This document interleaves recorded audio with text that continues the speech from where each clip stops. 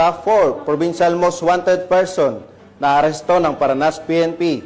Ang detalye ng balitang yan, ihahatid ni Patrolman Cristel Palafox.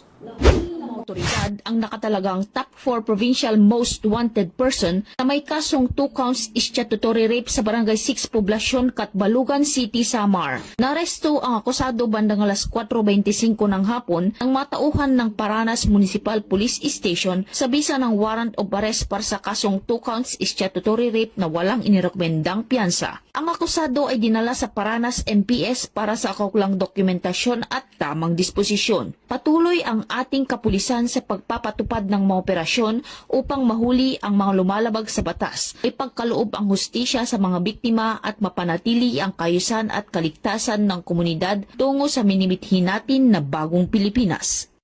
Mula dito sa Eastern Visayas, ako ang inyong PNN correspondent, Patrolwoman Palafox, alagad ng batas, tagataguyod ng Balitang Pulis.